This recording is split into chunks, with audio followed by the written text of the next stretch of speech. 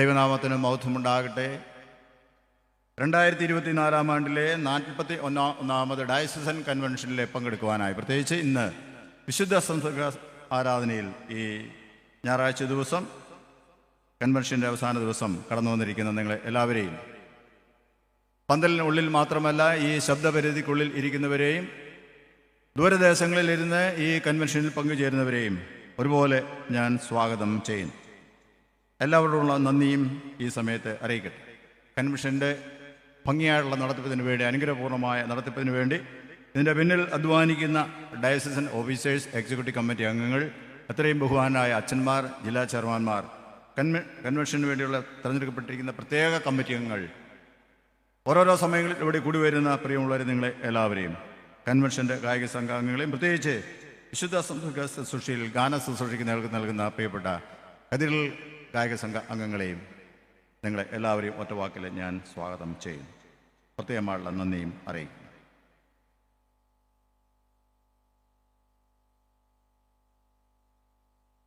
ഇതൊരു ആരാധനയാണ്, വിശുദ്ധ സംസർഗ ആരാധനയാണ്. ആരാധന എന്ന് പറയുമ്പം ആരാധനയിലുള്ള പ്രസംഗം നമുക്കറിയാം, നമുക്കൊരു ഒരു കണക്കൂടലുണ്ട്, അതിൻ്റെ ഒരു ദൈർഘ്യം എന്തുമാത്രം കാണും എന്ന്. പക്ഷേ ഇതിനൊരു പ്രത്യേകതയുണ്ട്. ഇതിന് ശേഷം ഈ യോഗത്തിൽ ഒരു പ്രസംഗമില്ല, ഈ ഒരൊറ്റ പ്രസംഗം മാത്രമേ. അതുകൊണ്ട് അത് ആരാധനയുടെ പ്രസംഗവും ഇതിന് ശേഷമുള്ള പ്രസംഗവും എല്ലാം കൂടി ഒറ്റ പ്രസംഗമേ ഉള്ളൂ. അതുകൊണ്ട് നിങ്ങൾ അതിൽ സഹകരിക്കും, മാനസികമായി സഹകരിക്കും എന്ന് ഞാൻ പ്രത്യേകമായി പ്രത്യാശിക്കുകയും ചെയ്യും.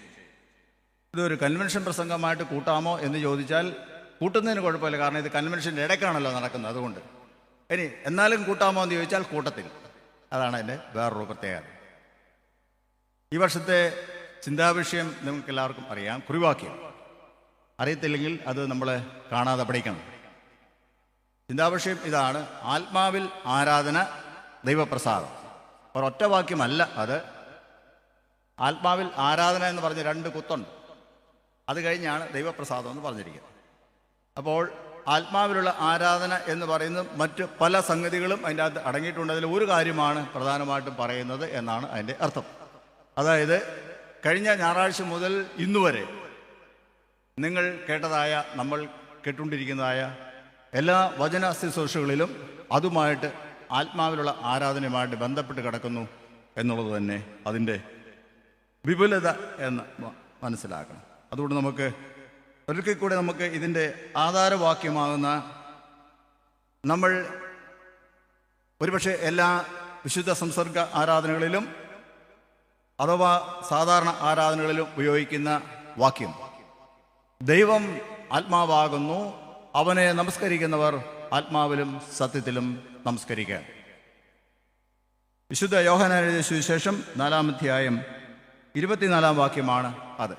അതിനെ ആധാരമാക്കിയാണ് ഈ ഒരു വിഷയം എടുത്തിരിക്കുന്നത്. അതുമാത്രമല്ല, അതുമായി ചേർത്ത് ധാരാളം മറ്റ് വേദഭാഗങ്ങളും ഉണ്ട്. ഒരുപക്ഷെ ആ ഒരു ചിന്ത നമ്മൾ മനസ്സിൽ വെച്ചുകൊണ്ട് വേദോസം വായിച്ചാൽ അത് മാത്രമേ ഉള്ളൂ എന്ന് നമുക്ക് കാണുവാനായിട്ട് സാധിക്കും. അതിനോട് ചേർന്ന് ഇന്ന് നമുക്ക് വളരെ പരിചിതമായ മറ്റൊരു വാക്യം കൂടെ എടുത്തിട്ടുണ്ട് നമ്മുടെ ധ്യാനത്തിന് വേണ്ടി. ഹെസ്കേൽ പ്രവചനം 36-ാം അധ്യായം 27-ാം വാക്യം. ഹെസ്കേൽ 36:27. ഞാൻ എൻ്റെ ആത്മാവിനെ നിങ്ങളുടെ ഉള്ളിൽ ആക്കി നിങ്ങളെ എൻ്റെ ചട്ടങ്ങളിൽ നടക്കുമാറാക്കും, നിങ്ങൾ എൻ്റെ വിധികളെ പ്രമാണിച്ച് അനുഷ്ഠിക്കും. അതിൻ്റെ ആദ്യത്തെ ഭാഗം, ഞാൻ എൻ്റെ ആത്മാവിനെ നിങ്ങളുടെ ഉള്ളിൽ ആക്കി നിങ്ങളെ എൻ്റെ ചട്ടങ്ങളിൽ നടക്കുമാറാക്കും. ആത്മാവിനാൽ ദൈവത്തിൻ്റെ ചട്ടങ്ങളിൽ നടക്കുമാറാക്കും എന്നാണ് ഇതിൻ്റെ സാരം. കണ്ണുകളടയ്ക്കാൻ പ്രാർത്ഥിക്കുക. കർത്താവേ, പരിശുദ്ധ പിതാവേ, ഞങ്ങളുടെ ആയുസ്സിൽ പ്രകാരം ഒരു അതിമനോഹരമായ ആരാധനാ സമയം തന്ന മഹാസ്നേഹത്തിനായി നന്ദിയുടെ സ്തോത്രം. ദേശത്തിൻ്റെ വിവിധ ഭാഗങ്ങളിൽ നിന്ന് യാത്ര ചെയ്ത് ഈ പ്രഭാതത്തിൽ 10 മണി സമയത്ത് ഈ കൺവെൻഷൻ പന്തലിൽ അങ്ങ് ഞങ്ങളെ കൂട്ടിവരുത്തിയാലോ, അതിനായി നന്ദിയുടെ സ്തോത്രം. ഞങ്ങൾ തന്നെ വന്നതല്ല, അങ്ങ് ഞങ്ങളെ കൂട്ടിവരുത്തിയത് എന്ന് നിങ്ങൾ പൂർണ്ണമായിട്ടും വിശ്വസിക്കും. അതിനാൽ അങ്ങയുടെ സന്നിധിയിൽ പാടുവാനും അങ്ങയോട് പ്രാർത്ഥിക്കുവാനും അങ്ങേ ആരാധിപ്പാനും അങ്ങ് ഞങ്ങളെ സഹായിക്കും. അത് ഞങ്ങൾക്ക് അനുഗ്രഹവും അങ്ങയുടെ പ്രസാദം ഞങ്ങളുടെ മേൽ വരുന്നതിനും കാരണമായി തീരുവാൻ കൃപ ചെയ്യാൻ വചനം പറയുന്ന ബലഹീനനായ അടിയനെയും കേൾക്കുന്ന അവിടുത്തെ മക്കളെ ഒരുപോലെ അവിടുന്ന് അനുഗ്രഹിക്കണം. ഈ പന്തലിൽ മാത്രമല്ല, ശബ്ദപരിധിക്കുള്ളിൽ മാത്രമല്ല, ദൂരദേശങ്ങളിൽ പോലും ഓൺലൈനായും ഈ കൺവെൻഷൻ പങ്കുചേരുന്ന, അങ്ങയുടെ വചനം ധ്യാനിക്കുന്ന എല്ലാവരുടെ മേലും അങ്ങയുടെ അനുഗ്രഹം പകരണം. ഞങ്ങൾ അനുഗ്രഹിക്കപ്പെട്ടവരായും ദൈവപ്രസാദമുള്ളവരായും തിരികെ പോകുവാൻ ഞങ്ങളെ പ്രാപ്തരാക്കണം. യേശുനാഥിൽ പ്രാർത്ഥിക്കുന്നത് ദയയോടെ കേൾക്കണമേ. ആമേൻ.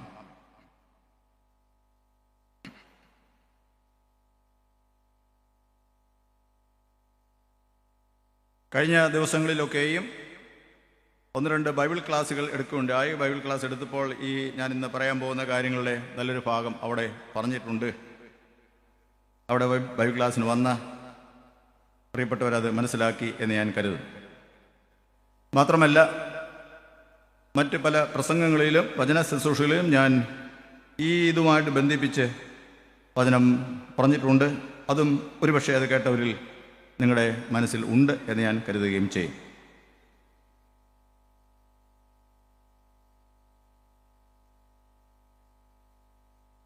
ഒരു ചോദ്യം, നമ്മളെല്ലാവരും ദൈവത്തെ ആരാധിക്കുന്നവരാണ്. അങ്ങനെയാണെങ്കിൽ നമ്മൾ ആത്മാവിലാണോ ദൈവത്തെ ആരാധിക്കുന്നത്? ഇന്നിവിടെ നമ്മൾ കൂടി വന്നിരിക്കുന്നു. ഈ ഒരാഴ്ച മുഴുവനും ആത്മാവിലുള്ള ആരാധനയെക്കുറിച്ച് നമ്മൾ ധ്യാനിക്കുന്നു. ചോദ്യം ഇതാണ്, നമ്മൾ അങ്ങനെയെങ്കിൽ നമ്മൾ ആരാധിക്കുന്നത് ആത്മാവിൽ ആണോ? അഥവാ ആരാധന കഴിയുമ്പോഴോ ആരാധനയിലോ നമുക്ക് ദൈവപ്രസാദം ലഭിക്കുന്നുണ്ടോ? അല്ലെങ്കിൽ നമ്മൾ ആരാധിക്കുന്നത് ദൈവത്തിന് ഇഷ്ടമാണോ? പ്രസാദം പറഞ്ഞാൽ ദൈവത്തിന് ഇഷ്ടമാണ്. ഇഷ്ടമാണെങ്കിൽ അതിൻ്റെ പ്രതിഫലനം എന്താണ്? ഇഷ്ടമല്ലെങ്കിൽ അതിൻ്റെ പ്രതിഫലനം എന്തായിരിക്കും? നമ്മൾ ഈ കാലങ്ങളിൽ വളരെ ചിന്തിക്കേണ്ട ഒരു കാര്യം. പ്രത്യേകിച്ച് CSI സഭാംഗങ്ങൾ, മറ്റ് ഏതെങ്കിലും വിശ്വാസ സമൂഹത്തിൽ നിന്ന് വന്നവർ ഇവിടെ ഉണ്ടെങ്കിൽ ദയവായിട്ട് അതിൻ്റെ സാരാംശം എടുക്കുക. മുഴുവനായിട്ടും ഞാൻ പറയുന്ന പ്രകാരം ഒരുപക്ഷെ നിങ്ങളുടെ സാഹചര്യവുമായിട്ട് ഒത്തുപോകണം എന്നില്ല. ഇത് കൃത്യമായും CSI ആരാധനയിൽ, പ്രത്യേകിച്ച് ലിറ്റർജി ഉപയോഗിച്ച് ആരാധിക്കുന്ന നമ്മുടെ ആരാധകരോടാണ് എനിക്ക് പറയാനുള്ളത്. സാധാരണ ഞാൻ പറയാറുണ്ട്, കഥകളി ആസ്വദിക്കണമെങ്കിൽ എന്ത് ചെയ്യണം? പറഞ്ഞിട്ടുള്ളതാണ്. കഥ എന്താണെന്ന് അറിയണം. 1, മുദ്രകൾ പഠിക്കണം. കഥകളിക്ക് ആ കഥ എന്താണെന്ന് അവിടെ പറയുന്നില്ല. അവിടുത്തെ നാട്യവും നടനങ്ങളും കണ്ണുരുട്ടും മുഖത്തിൻ്റെ ഭാവവ്യത്യാസങ്ങളും കൈയുടെ ആംഗ്യങ്ങളും കണ്ണിൻ്റെ ഭാവമാറ്റങ്ങളുമാണ് അതിൻ്റെ അകത്തെ കഥ സംസാരിക്കുക. അതറിയാവുന്നവർക്ക് മാത്രമേ അതിൽ ലയിക്കാൻ പറ്റത്തുള്ളൂ, അത് ആസ്വദിക്കാൻ പറ്റത്തുള്ളൂ, അതിൽ സന്തോഷമുണ്ടാകും. അതറിയത്തില്ലാത്തവർക്ക് ഒന്നുമേ മനസ്സിലാകത്തില്ല. ലിറ്റർജി ആരാധന ഏതാണ്ട് അതുപോലെ തന്നെയാണെന്ന് എൻ്റെ ഒരു ചിന്ത. ലിറ്റർജി ആരാധന നമ്മൾ ലിറ്റർജിയാണ് ഉപയോഗിക്കുന്നത്. അതായത് ലിറ്റർജി ആരാധന ക്രമമാണ്, എഴുതപ്പെട്ട ആരാധന ക്രമം നമ്മൾ ഉപയോഗിക്കും. ആരാധനക്രമം ഉപയോഗിച്ച് ആരാധിക്കുന്ന മറ്റ് അനേക സഭാ സമൂഹങ്ങൾ ഉണ്ട്.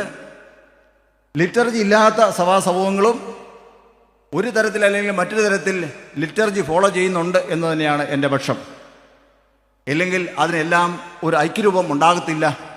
അത് ഓരോന്നും വ്യത്യാസപ്പെട്ടിരിക്കും. ഒരുപക്ഷെ അത് അച്ചടിച്ച് രേഖപ്പെടുത്തിയിട്ടില്ല എങ്കിലും അത് അച്ചടിക്കാതെ തന്നെ ഒരു ക്രമത്തിലാണ് പോകുന്നത്. അത്രയും വ്യത്യാസം മാത്രമേ ഉള്ളൂ. കാരണം നമ്മളെല്ലാം ആരാധിക്കുന്നത് ഒരേ ദൈവത്തെ ആകുന്നുവല്ല. നമുക്ക് ചിട്ടപ്പെടുത്തിയൊരു രൂപമുണ്ട്, ഭാവമുണ്ട്. വിശുദ്ധ സംസർഗ ആരാധന, ഇന്ന് വിശുദ്ധ സംസർഗ ആരാധനയാണ്. വിശുദ്ധ സംസർഗ ആരാധനയിൽ വന്നിരിക്കുന്ന നിങ്ങളോട് എൻ്റെ ചോദ്യം, നമ്മൾ ദൈവത്തെ ആരാധിച്ചുകൊണ്ടിരിക്കുകയാണ്. അവിടെ രാവിലെ വന്നു, നമ്മൾ പ്രാരംഭ പ്രാർത്ഥന തുടങ്ങിയപ്പോൾ എന്ത് ചെയ്യുന്നു? പന്തലിലെ ആരാധന നമ്മൾ ആരംഭിച്ചു. നമ്മൾ ആത്മാവിലാണോ ആരാധിക്കുന്നത്? അതാണ് എൻ്റെ ചോദ്യം. ആത്മാവിലാണ് ആരാധിക്കുന്നതെങ്കിൽ എന്തു ചെയ്യും? നിങ്ങളുടെ മേൽ എന്തുണ്ടാകും? ദൈവത്തിൻ്റെ പ്രസാദം ഉണ്ടാകും. ദൈവം നിങ്ങളിൽ പ്രസാദിക്കും. ഇല്ല എങ്കിൽ എന്തു ചെയ്യും? നിങ്ങൾ വന്നതുപോലെ എന്തു ചെയ്യും? തിരികെ പോകും. ഒരുപക്ഷെ അല്പസ്വല്പ അസ്വസ്ഥതകളോടെ തന്നെ പോയെന്നും വരാം. അതുകൊണ്ട് ഈ ആരാധന മാത്രമല്ല, എല്ലാ ആരാധനകളിലും നമ്മളത് ശ്രദ്ധിക്കണം. ആത്മാവിലാണ് ആരാധനയെങ്കിൽ തീർച്ചയായിട്ടും ദൈവം അതിൽ പ്രസാദിക്കും. ആത്മാവിൽ ആരാധന എന്ന് പറയുന്നത് ഈ പന്തലിന് ഉള്ളിലോ ദേവാലയത്തിന് ഉള്ളിലോ മാത്രം ഒതുങ്ങി നിൽക്കുന്നതല്ല എന്നുള്ളതാണ് അതിൻ്റെ കാതലായിട്ടുള്ള സംഗതി. അതിനെക്കുറിച്ചാണ് ഞാൻ അല്പസ്വല്പമായി വിശദീകരിക്കാനായിട്ട് ശ്രമിക്കുന്നത്.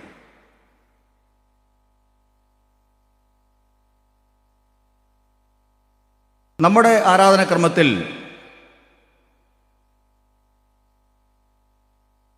ആത്മാവിൻ്റെ ആരാധനയെക്കുറിച്ച് പറഞ്ഞല്ലോ. ദൈവം ആത്മാവാകുന്നു, അവനെ നമസ്കരിക്കുന്നവർ ആത്മാവിലും സത്യത്തിലും നമസ്കരിക്കണം. ആദ്യമേ നമ്മൾ പാട്ട് പാടുന്നു, സ്തുതിഗീതം പാടുന്നു, നമ്മൾ പ്രാർത്ഥിക്കുന്നു. പ്രാർത്ഥനയുടെ സംഗ്രഹം ഇത്രയുമേ ഉള്ളൂ. ദൈവമേ, അങ്ങയുടെ തിരുമുമ്പാകെ അടിയങ്ങൾ വന്നിരിക്കുന്നു, അങ്ങേ കൂടാതെ ഞങ്ങൾക്ക് ഒന്നുമേ ചെയ്യാൻ സാധിക്കില്ല, അനുഗ്രഹം ഞങ്ങളുടെ മേൽ പകരണമേ എന്നുള്ളതാണ് പ്രാർത്ഥന. പ്രാർത്ഥന കഴിയുന്നു, പാട്ടുപാടി ഇവിടെ വരുന്നു, ആരാധനയ്ക്ക് ചേരുന്ന അല്ലെങ്കിൽ വേദവചനത്തിൽ ചേരുന്ന പാട്ടുകൾ പാടി സ്തുതിഗീതങ്ങളും പാടി ഇവിടെ വരുന്നു. ഇവിടെ വന്നതിന് ശേഷം നമ്മൾ ദൈവത്തെ സ്തുതിക്കുകയാണ് ചെയ്യുന്നത്, ദൈവത്തെ മഹത്വപ്പെടുത്തുകയാണ് ചെയ്യുന്നത്. തൃത്വത്തിന് സ്തുതി അല്ലെങ്കിൽ കൗമ എന്ന് പറയുന്ന ആ ഭാഗമാണ് നമ്മൾ ഉപയോഗിക്കുന്നത്. അത് നമ്മളെല്ലാവരും ചേർന്ന് എന്ത് ചെയ്യുന്നു? പാടുന്നു, അല്ലേ? കൗമ എന്ന് പറഞ്ഞാൽ തൃത്വത്തിന് സ്തുതി. സ്തിത്വത്തിന് സ്തുതി പറയുമ്പോൾ എത്ര പേര് പറയുന്നു?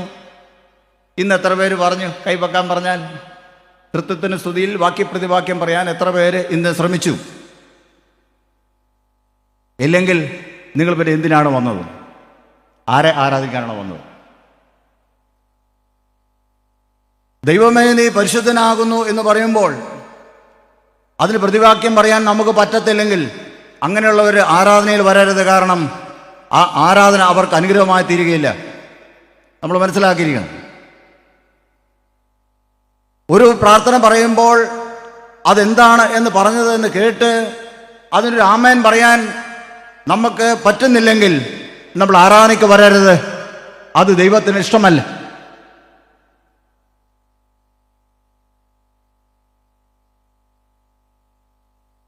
ദൈവം ആത്മാവാകുന്നു, അവനെ നമസ്കരിക്കുന്നവർ ആത്മാവിലും സത്യത്തിലും നമസ്കരിക്കണം എന്ന് പറയുമ്പോൾ അതിൻ്റെ അർത്ഥം എന്താണെന്ന് ഒരുപക്ഷെ നമ്മൾ ജീവിതകാലം മുഴുവനും ചിന്തിച്ചാലും പരിശ്രമിച്ചാലും സാധിക്കില്ലായിരിക്കാം. എന്നാൽ അതിലൂടെ നമ്മൾ സഞ്ചരിക്കേണ്ടതുണ്ട്, നാം മനസ്സിലാക്കുന്ന തിരുവചന സത്യങ്ങൾക്കനുസരിച്ച്. തൃത്വത്തിന് സ്തുതി പറഞ്ഞു, അല്ലെങ്കിൽ ദൈവത്തെ സ്തുതിച്ചു, മഹത്വപ്പെടുത്തി, ദൈവം പരിശുദ്ധൻ പരിശുദ്ധൻ പരിശുദ്ധൻ എന്ന് പറഞ്ഞ് ഗായക സംഘത്തോടൊപ്പം നമ്മളെല്ലാവരും ചേർന്ന് പാടി മഹത്വപ്പെടുത്തി. പാടാത്തവർ ശ്രദ്ധിക്കണം, പാടണം. വാക്കുകൾ അറിയത്തില്ലെങ്കിൽ പുസ്തകം നമ്മൾ കൊണ്ടുവരണം, അത് നോക്കി പാടണം. ഒന്നും തെറ്റായിട്ട് അവിടെ പറയാൻ പാടില്ല. തെറ്റായിട്ട വാചകങ്ങൾ നമ്മൾ ഉപയോഗിക്കരുത്. തെറ്റാതെ നോക്കി പാടണം, നോക്കി വായിക്കണം. ദൈവമേ എന്നുള്ള വിചാരത്തോടെ നമ്മൾ പ്രതിവാക്യങ്ങൾ പറയണം. അതിനുശേഷം നമ്മൾ വീണ്ടും മുമ്പോട്ട് പോവുകയാണ്. 10 കൽപ്പന ആണ് പിന്നത്തെ വരുന്ന പ്രധാനപ്പെട്ട ഭാഗം. 10 കൽപ്പന അല്ലെങ്കിൽ കൽപ്പനകളുടെ സംഗ്രഹം കർത്താവ് പറഞ്ഞത്.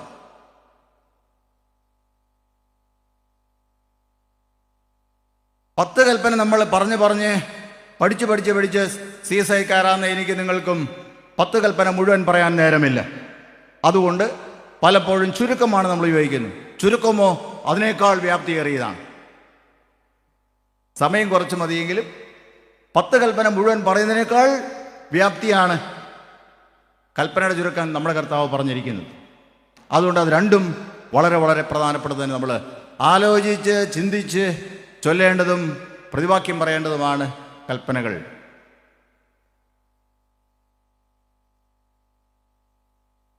കൽപ്പനകൾ വായിക്കുന്നതിന് മുമ്പോ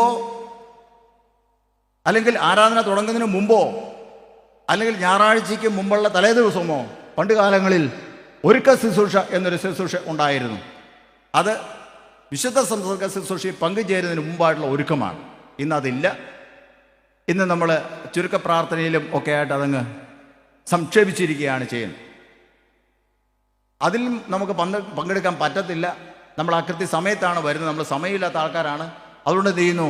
കമ്മ്യൂണിയൻ സർവീസ് ചെയ്യുന്ന സമയത്ത് നമ്മൾ വരുന്നു, കമ്മ്യൂണിയൻ സ്വീകരിക്കുന്നു. ആശീർവാദം കേൾക്കാൻ നമുക്ക് നേരമില്ല, നമ്മൾ പോവുകയാണ് ചെയ്യുന്നത്. അത്രയും തിരക്കാണ്. സൃഷ്ടിച്ചവനെ ആരാധിപ്പാൻ, അവൻ്റെ ശബ്ദം കേൾക്കാൻ നേരമില്ലാതെ സൃഷ്ടി പരക്കം പായുകയാണ്.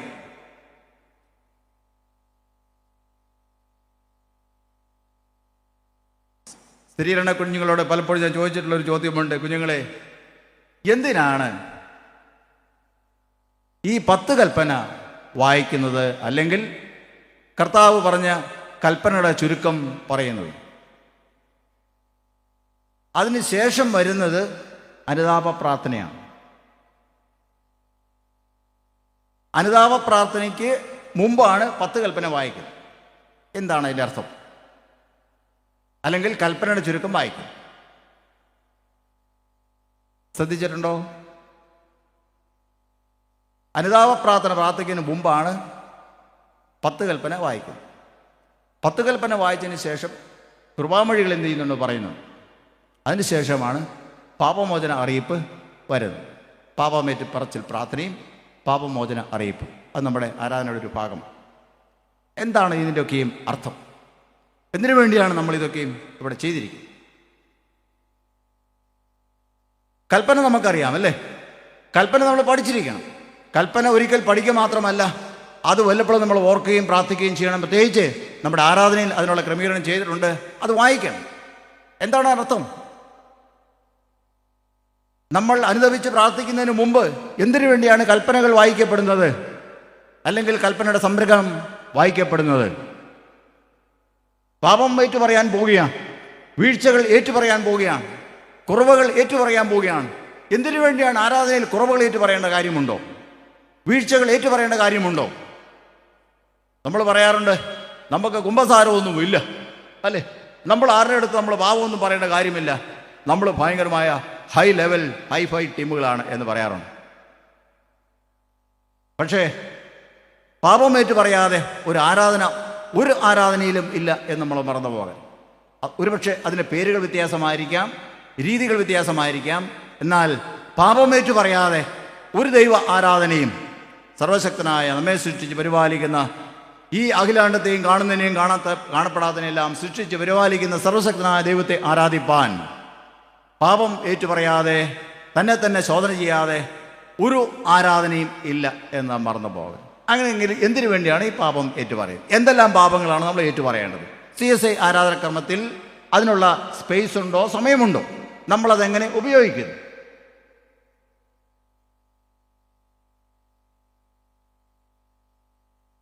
ആരാധനയിൽ നമ്മൾ വരുന്നു, പാട്ട് നമ്പർ പറഞ്ഞാൽ നമുക്ക് ബാധകമല്ല, കാരണം നമ്മൾ പാട്ടില്ല, പുസ്തകവുമില്ല. ഗായക സംഘം ഉള്ളതുകൊണ്ട് എന്ത് ചെയ്യുന്നു, അവരത് പാടിക്കും. എന്നതാ പാടുന്നതെന്ന് അറിയത്തില്ല, ഗായക സംഘമല്ല, നമുക്കറിയത്തില്ല എന്നെ അവർ പാടുന്ന എന്താ അതിനകത്ത് പറയുന്നതെന്നും അറിയത്തില്ല. കുറച്ച് നേരം നമ്മൾ എന്ത് ചെയ്യുന്നു, കൈകെട്ടി ഇരിക്കും. കൈകെട്ടിയിരിക്കുന്നതിന് കുറ്റം പറയല്ല, നമ്മളത് അങ്ങനെ നമ്മുടെ ഒരു ശീലമായി. തെറ്റൊന്നുമല്ല, കൈകെട്ടിയിരിക്കണം, എൻ്റെ പുറപ്പെടും. ചുണ്ടോ വായോ? ആരാധനയിൽ കയറി പള്ളിയുടെ ആനവാതിൽ കഴിഞ്ഞുകൊണ്ട് കയറിയാൽ പിന്നെ വാ തുറക്കുന്നപ്പോഴായിരിക്കും. കമ്മ്യൂണിന് പോകുന്നുണ്ടെങ്കിൽ അന്നേരം മാത്രം, ഇല്ലെങ്കിൽ പള്ളി ഇറങ്ങി കഴിഞ്ഞിട്ട് വാ പൊളിക്കും. ഇത്രയും മര്യാദ ഉള്ള ആൾക്കാർ CSIക്കാരല്ലാതെ പിന്നെ ആരാണ് ഉള്ളത്? പക്ഷെ അതിനെന്തെങ്കിലും ഒരു അങ്ങനെ ഇരിക്കണം എന്നുള്ളതിന് എന്തെങ്കിലും ഒരു അടിസ്ഥാനമുണ്ടോ? ഇല്ല, അടിസ്ഥാനമില്ല. വാപൂട്ടിയിരിക്കണമെന്നൊരു അടിസ്ഥാനമില്ല. സ്തുതിക്കാനാ പറഞ്ഞിരിക്കുന്നു. വാപൂട്ടിക്കൊണ്ട് സ്തുതിക്കാൻ പറ്റുമോ? പറ്റത്തില്ല. ഒരുപക്ഷെ പറയുമായിരിക്കും ഞങ്ങൾ ഹൃദയത്തിലാണ് ആരാധിക്കുന്നത്. No problem. ഹൃദയത്തിൽ ആരാധിച്ചാൽ പോലും ചുണ്ടനങ്ങുമെന്നാണ് വേദോസം പറയും അല്ലേ? പറ്റത്തില്ല, അത്രയും. അതാണ് അതിൻ്റെ അർത്ഥം.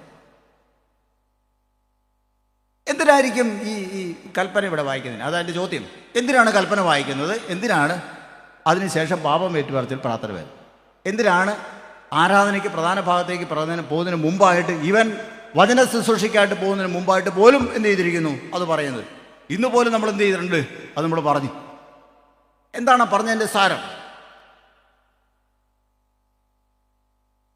അവിടെ നമുക്കറിയാം, നമ്മൾ സൂക്ഷ്മമായിട്ട് വായിച്ചു നോക്കിയാൽ നമ്മൾ പാപം ഏറ്റുപറച്ചിലിനെ കുറിച്ച് തന്നെ നമുക്ക് പറയാം. എൻ്റെ ഒരു ചോദ്യം ഇതാണ്: നമ്മൾ ആരാധനാലയത്തിൽ വരുമ്പോൾ അല്ലെങ്കിൽ ഇവിടെ ഇന്ന് വന്നപ്പോൾ നമ്മൾ ആരെങ്കിലും നമ്മുടെ ഏതെങ്കിലും പാപം ഏറ്റു പറഞ്ഞോ? ഒരു പാപവും ഏറ്റു പറഞ്ഞ് കാണത്തില്ല. ഇത്രയും പറഞ്ഞാണ് ദൈവമേ കരുണ ഉണ്ടാകണമേ, അത് മാത്രമേ ഉള്ളൂ. അതിൻ്റെ അകത്തെല്ലാം നമ്മൾ സംക്ഷേപിച്ചിരിക്കുകയാണ് ചെയ്യുന്നത്. തെറ്റൊന്നുമില്ല അതിൽ.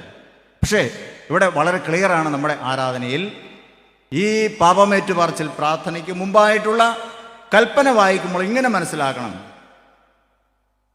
ഒന്നാമത്തെ കൽപ്പന, ഈ ഭൂമിയെയും കാണുന്നതിനെയും കാണപ്പെടാത്തതെല്ലാം സൃഷ്ടിച്ച ദൈവം, സർവശക്തനായ ദൈവം, യഹോവയായ ദൈവം,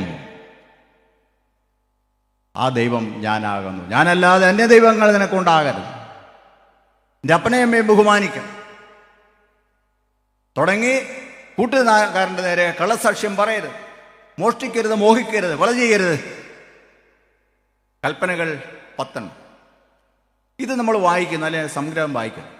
ഉടനെ നമ്മൾ പാപം ഏറ്റു പറയാം, നമ്മുടെ കുറവുകളെ ഏറ്റു പറയാമെന്ന് പറഞ്ഞ് എന്ത് ചെയ്യുന്നു? അച്ഛൻ ഇവിടെ മുട്ടുകുത്തുന്നു, അല്ലെങ്കിൽ ശുശ്രൂഷകൻ മുട്ടുകുത്തുന്നു. എത്ര പേര് ആ വായിച്ചു കേട്ട കൽപ്പനയ്ക്ക് അനുസരിച്ച് പാപം ഏറ്റു പറയുന്നു എന്നാണ് എൻ്റെ ചോദ്യം. ഒന്നാമത്തെ എന്താ? ദൈവത്തെ, യഹോവയാകുന്ന ദൈവത്തെ മാത്രമേ ആരാധിക്കാവൂ. അതിൻ്റെ അർത്ഥം നമ്മുടെ ജീവിതക്രമത്തിൽ മറ്റേതെങ്കിലും ദൈവത്തെ ആരാധിച്ചിട്ടുണ്ടെങ്കിൽ ആ ആഴ്ചയിൽ, ഒരുപക്ഷെ എല്ലാ ആഴ്ചയിലും നമ്മൾ വരുന്നവരായിരിക്കും എന്നുള്ള സങ്കല്പത്തിൽ പറയട്ടെ, ആ ആഴ്ചയിൽ നമ്മൾ എവിടെയെങ്കിലും പോയപ്പോൾ ഏതെങ്കിലും അന്യദൈവങ്ങളുടെ മുമ്പിൽ തലവണക്കിയിട്ടുണ്ടെങ്കിൽ, നേർച്ചയിട്ടുണ്ടെങ്കിൽ, ആരുടെയെങ്കിലും കയ്യിൽ നമ്മൾ കിഴികെട്ടി പൈസ വല്ലയിടത്ത് ഇട്ടോ എന്നും പറഞ്ഞ് കൊടുത്തു വിട്ടിട്ടുണ്ടെങ്കിൽ, അല്ലെങ്കിൽ എന്തെങ്കിലും സാധനങ്ങൾ നമ്മൾ അവരെ അർപ്പിക്കാനായിട്ട് കൊടുത്തു വിട്ടിട്ടുണ്ടെങ്കിൽ, ഏതെങ്കിലും രൂപമോ ഭാവമോ നമ്മൾ ഇന്നടത്ത് കൊണ്ട് സമർപ്പിക്കണമെന്ന് നാം ആരാധിക്കുന്ന ദൈവത്തെ അല്ലാതെ ഒരാൾ ഒരു ദൈവത്തിന് വേണ്ടി സമർപ്പിക്കാൻ കൊടുത്തു വിട്ടിട്ടുണ്ടെങ്കിൽ, അത് അന്നേരം ഏറ്റു പറയണം, ദൈവമേ ചെയ്തു പോയി, തെറ്റിപ്പോയി, നിന്നെ അല്ലാതെ മറ്റ് ആരാധനയിലേക്ക് എൻ്റെ ശ്രദ്ധ തിരിഞ്ഞത് ക്ഷമിക്കണം എന്ന് പറയണം എന്നാണ് അതിൻ്റെ അർത്ഥം. അപ്പനെയമ്മയെ ബഹുമാനിക്കുക എന്ന് കൽപ്പന പറയുന്നു. എന്താണ് എൻ്റെ അർത്ഥം? വീട്ടിൽ നമ്മൾ അപ്പനോടോ അമ്മയോടോ നമ്മുടെ ജ്യേഷ്ഠന്മാരോ നമ്മുടെ അതുപോലെ ബഹുമാനിക്കപ്പെടേണ്ടവരോടോ, അത് രണ്ടാമത് നിൽക്കട്ടെ, ആദ്യമേ അപ്പനും അമ്മയും തന്നെ എടുക്കാം. അപ്പനെയും അമ്മയും ബഹുമാനിക്കുന്നതിൽ വീഴ്ച വന്നു പോയിട്ടുണ്ടെങ്കിൽ ദൈവമേ ക്ഷമിക്കണമേ എന്ന് നീ ഏറ്റു പറയണം എന്നാണ് അതിൻ്റെ അർത്ഥം. എത്ര പേരത് ചെയ്യുന്നു? വീട്ടിൽ അപ്പനോടും അമ്മയോടും. അപ്പൻ അമ്മ എന്നൊക്കെ പറയുമ്പോൾ നമ്മളോർക്കും വലിയ പ്രായമുള്ള ആൾക്കാരാണ്. ഇന്നത്തെ രീതിയിലാണെങ്കിൽ പപ്പ, മമ്മി, ഡാഡി തുടങ്ങിയുള്ള ആൾക്കാർ, അല്ലേ? അപ്പ, അമ്മ, അവരോട് നമ്മൾ കൈപ്പായി ഇരുന്നിട്ടുണ്ടെങ്കിൽ, അവരുടെ വാക്കുകൾ നമ്മൾ അനുസരിക്കാതിരുന്നിട്ടുണ്ടെങ്കിൽ അത് നിങ്ങൾ ഏറ്റു പറയണമെന്നാണ് എൻ്റെ അർത്ഥം. വീട്ടിൽ അപ്പനോടും അമ്മയോടും മിണ്ടാതെ, പപ്പായോടും മമ്മിയോടും മിണ്ടാതെ, അവരോട് ഒച്ചയും വഴക്കുണ്ടാക്കിയിട്ട് ഇങ്ങോട്ട് വന്നിട്ട് ഇവിടെ വന്നിട്ട് കൽപ്പന വായിക്കുകയാണ്, എൻ്റെ അപ്പനെയും അമ്മയെ ബഹുമാനിക്കുക. വിരുദ്ധമായിട്ട് ചെയ്തിട്ടുണ്ടെങ്കിൽ അത് ഏറ്റു പറയണം എന്നാണ് എൻ്റെ അർത്ഥം. എത്ര പേർ അത് ഏറ്റു പറയുന്നു? മാസങ്ങളോളം, വർഷങ്ങളോളം അപ്പനോടും അമ്മയോടും മിണ്ടാതെ അവർക്കിഷ്ടമില്ലാത്ത കാര്യങ്ങൾ ചെയ്തുകൊണ്ട് ജീവിക്കുന്ന ഒരു തലമുറയുണ്ട്. അത് വേറെ ആരുമല്ല, ഞാനും നിങ്ങളുമാണെന്ന് ഓർത്തുകൊള്ളുക. ഓർക്കാനുള്ള സമയമാണ്, അത് ഏറ്റുപറയാനുള്ള സമയമാണ് ആ കൽപ്പന. നമ്മൾ ചിന്തിച്ചിട്ടുണ്ടോ അതിനെക്കുറിച്ച്? മറ്റനേക കൽപ്പനകളും അതിനോട് ചേർത്ത് പറയാം. മറന്നു പോകരുത്, ഓരോ കൽപ്പനയും അതിൽ ഒരു രീതിയിൽ അല്ലെങ്കിൽ മറ്റൊരു രീതിയിൽ നമ്മൾ ലംഘിച്ചിട്ടുണ്ടെങ്കിൽ അത് ഏറ്റുപറയേണ്ട അവസരമാണത്. അത് ഏറ്റുപറഞ്ഞതിന് ശേഷം മാത്രമേ എന്ത് ചെയ്യാവൂ? തുടർന്ന് ആരാധനയ്ക്ക് പോകാവൂ. തുടർന്നുള്ള ആരാധന ഉള്ളൂ എന്ന് നമ്മൾ മറന്നു പോകരുത്. അത് ഏറ്റുപറയാതെ പോയാൽ അനുഗ്രഹമായിരിക്കുമോ അതോ ശാപമായിരിക്കുമോ എന്ന് നമ്മൾ തന്നെ ചിന്തിച്ചു കൊള്ളുക. ഇല്ലെങ്കിൽ ദൈവപ്രസാദമായിരിക്കുമോ അതോ ദൈവത്തിന് പ്രസാദമില്ലായ്മയാണോ സംഭവിക്കാൻ പോകുന്നതെന്ന് ചിന്തിച്ചു കൊള്ളുക. അത് ഓർമ്മിപ്പിക്കാൻ വേണ്ടിയാണ് എന്ത് ചെയ്തിരിക്കുന്നത്? അത് വായിക്കുന്നത്.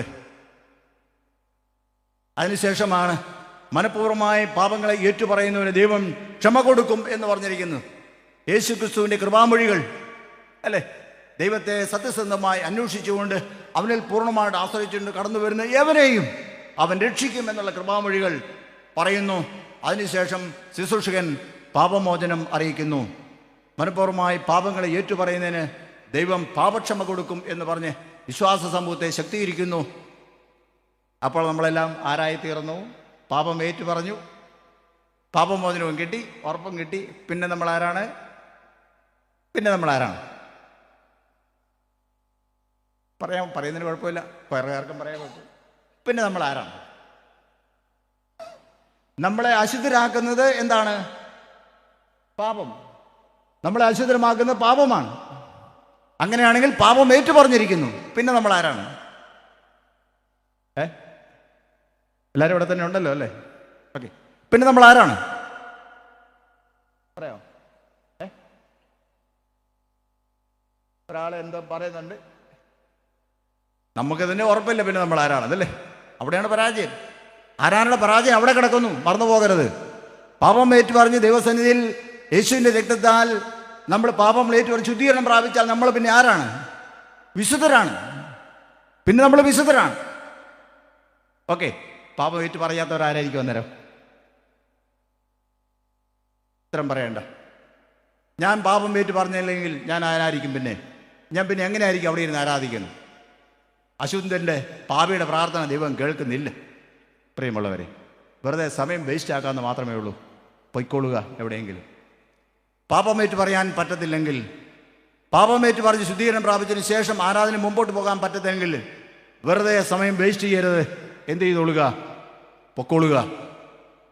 പണ്ട് ആരാധനയിൽ അങ്ങനെ ഒരു ഭാഗം ഉണ്ടായിരുന്നു എന്നാണ് ഞാൻ കേട്ടിട്ടുള്ളത്. ഇപ്പോൾ വിശുദ്ധ സംസർഗത്തിൽ കൂടാത്ത ആൾക്കാർക്ക് പുറത്തേക്ക് പോകാം. ഇന്ന് പല പള്ളികളിൽ പല ഡൈസുകളിൽ അതുണ്ട്. പിന്നീട് തിയോളജിക്കൽ ചിന്തകളൊക്കെ മാറി വന്നപ്പോൾ അത് അല്പം മാറ്റപ്പെടുത്തി ഇപ്പോൾ ആ ഭാഗം നമ്മൾ പറയുന്നില്ല. ചിലയിടത്ത് അങ്ങനെ ആൾക്കാർ പോകുന്നുമുണ്ട്. എന്താണ് ഇതിൻ്റെയൊക്കെയും സാരം? എന്താണ് ഇതിൻ്റെ ആശയം? പിന്നെ നമ്മൾ തുടർന്ന് വചന ശുശ്രൂഷ കാര്യങ്ങളാണ് പിന്നെയും പോകുന്നത്. നമ്മുടെ ആരാധന പുസ്തകം നമ്മൾ നോക്കുമ്പോൾ അവിടെ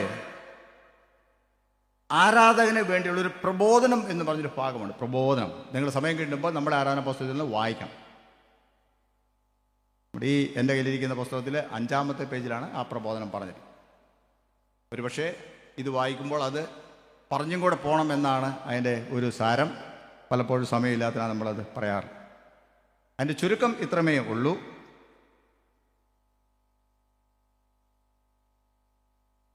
അവൻ്റെ കഷ്ടാനുഭവങ്ങളുടെ കൂട്ടായ്മയിൽ പഴയ മനുഷ്യനെ അതിൻ്റെ രാഗമോഹങ്ങളോടും കൂടെ ക്രൂശിക്കേണ്ടതിനും പരീക്ഷകളും കഷ്ടതകളും ക്ഷമയോടെ അവൻ്റെ മഹത്വത്തിനായി വഹിക്കേണ്ടതിനും അവൻ നമ്മെ വിളിക്കുന്നു. പിന്നെ മറ്റ് അനേക കാര്യങ്ങൾ അതിനകത്ത് പറയുന്നുണ്ട്. അവൻ്റെ സാദൃശ്യത്തോട് അനുരൂപമാരാക്കുവാൻ അന്വേഷിക്കുകയും ചെയ്യുന്നു. അതേ ആത്മാവിനാൽ തന്നെ അവൻ്റെ സ്നേഹം നമ്മുടെ ഹൃദയങ്ങളിലേക്ക് പകരുന്നു. നാം തമ്മിൽ സ്നേഹിക്കുവാനും അവനെ പ്രതി നമ്മുടെ ശത്രുക്കളെ സ്നേഹിക്കുവാനായിട്ട് തന്നെ.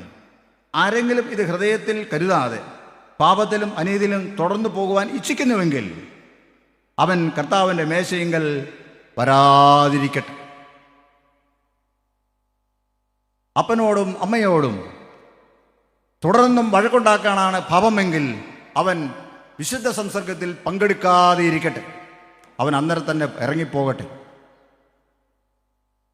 മറ്റു ദൈവങ്ങളെ ആരാധിക്കാനുള്ള മനസ്സ് ചാഞ്ഞു പോയിട്ടുണ്ടെങ്കിൽ മറ്റ് ആരാധന രീതികൾ പഠിപ്പാനാണ് ഈ സർവശക്തനായ ദൈവത്തെ അല്ലാതെ വേറെ ഒരു ഇതര ദൈവത്തെ ആരാധിക്കാൻ വേണ്ടി, ആ ദൈവത്തെ പ്രസാദിപ്പിക്കാൻ വേണ്ടി, ആ ദൈവത്തിൽ എന്തെങ്കിലും കാര്യം കിട്ടുമെന്നുള്ള രീതിയിൽ നമ്മൾ അന്വേഷിച്ചിട്ടുണ്ടെങ്കിൽ അവൻ വിശുദ്ധ മേശയെങ്കിൽ വരാതിരിക്കട്ടെ. ഏതെങ്കിലും നേർച്ച കാഴ്ചകൾ മറ്റു ദൈവങ്ങൾക്ക് അർപ്പിക്കാൻ നമ്മൾ കൊടുത്തുവിട്ടിട്ടുണ്ടെങ്കിൽ അവൻ വിശുദ്ധ മേശയിൽ വരാതിരിക്കട്ടെ. നിങ്ങൾ യഹോവയ്ക്ക് നേരുകയും നിവർത്തിക്കുകയും ചെയ്യുവിൻ. നേരണം എന്നുള്ളത് നിർബന്ധമല്ല, നേർന്നാൽ അത് നിവർത്തിക്കണമെന്നുള്ളത് നിർബന്ധമാണ്. നേർന്നില്ല എന്ന് വിചാരിച്ച് ദൈവം ഒന്നുമേ നമ്മളോട് ചോദിക്കുന്നില്ല. ദൈവനാമത്തിൽ നേർന്നിട്ട് അത് നിവർത്തിച്ചില്ലെങ്കിൽ ദൈവം ചോദിക്കും. അന്യദൈവ ആരാധന, അന്യദൈവങ്ങളെക്കുറിച്ചുള്ള നമ്മളെ ചില സമയത്തുള്ള പഠനം മീൻസ് അതിൻ്റെ അന്വേഷണങ്ങൾ വളരെ സങ്കടത്തോടെ പറയട്ടെ, നമ്മൾ ഇത്രയും ആത്മീയമായിട്ട് ഉന്നത നിലവാരം പുലർത്തുന്നവരാണെങ്കിൽ പോലും അതിനിടയിലും ചിലർ മറ്റു ദൈവങ്ങളെ ആരാധിപ്പാനും മന്ത്രവാദങ്ങൾ, തന്ത്രവാദങ്ങൾ അവയെ പഠിക്കാനും പോകുന്നു എന്ന് പറയുമ്പോൾ കേൾക്കുമ്പോൾ അല്പസ്വല്പമല്ല വേദന, ഹൃദയം നൊമ്പരം. മറന്നു പോകരുത്, അതെല്ലാം നമ്മുടെ പിതാക്കന്മാർ ഒരിക്കൽ ഉപേക്ഷിച്ചതാണ്. അത് വീണ്ടും തിരിച്ചെടുക്കരുത്. അതുപേക്ഷിച്ചു. അതിൻ്റെ ലക്ഷണങ്ങളാകുന്ന ശരീരത്തിലുണ്ടായിരുന്ന അടയാളങ്ങളെ അവരും മായിച്ചു കളഞ്ഞു. എല്ലാം തീയിലിട്ട് ചുട്ട് ചാമ്പലാക്കി എന്നേക്കുമായി അതിനോട് വിട പറഞ്ഞു. അങ്ങനെയുള്ളതോ അതുപോലെയുള്ളതായി യാതൊരു കാര്യത്തിലേക്കും നമ്മൾ തിരിയരുത്. അങ്ങനെ ആരെങ്കിലും ചെയ്യുന്നുവെങ്കിൽ അവൻ തിരുമേശയെങ്കിൽ വരാതിരിക്കട്ടെ. അപ്പവീഞ്ഞങ്ങളെ നമ്മൾ ഇവിടെ സ്വീകരിക്കുന്ന സംവിധാനങ്ങൾ ചെയ്തിരിക്കുന്നു. അപ്പം കൊടുക്കുമ്പോൾ അത് ആഗ്രഹിക്കാതെ അത് കയ്യിൽ മടക്കി പിടിച്ചുകൊണ്ട് അത് പോക്കറ്റിലിട്ടുകൊണ്ട് പോകുന്ന രീതി പണ്ട് ഞാൻ കേട്ടിട്ടുണ്ട്. പക്ഷേ ഈ അടുത്ത കാലത്തും കേൾക്കുന്നു. സത്യമാണോ മിഥ്യയാണോ എന്നറിയത്തില്ല. ഒരിക്കലും നിങ്ങൾ അങ്ങനെ ചെയ്യരുത്. അതിൽ പരം പാപം വേറെ ഒന്നുമില്ല, അതിൽ പരം ശാപം വേറെ ഒന്നുമില്ല എന്ന് നാം മറന്നു പോകും. വെറുതെയാണെങ്കിലും ആ വാർത്ത നമ്മളെ പ്രചരിപ്പിക്കരുത് എന്ന് ഞാൻ സമയത്ത് ഓർപ്പിക്കും. അത് മറ്റുള്ളവർക്കും ഇതിനെ അലക്ഷ്യമായി കാണുന്നവർക്ക്, ഇതിന് വിലയില്ലാതെ കാണുന്നവർക്ക് ഒരു രസകരമായിട്ട് തോന്നിയേക്കാം. അത് നമ്മൾ ശരി. അങ്ങനെയുള്ളവർ പാപങ്ങളെക്കുറിച്ച് അതിനെ പട്ടിക പറഞ്ഞതിന് ശേഷം, കൽപ്പനകൾ പറഞ്ഞതിന് ശേഷം അതിൽ തുടർന്നു പോകാൻ ആഗ്രഹിക്കുന്നവൾ തിരുമേശയെങ്കിൽ വരാതിരിക്കട്ടെ.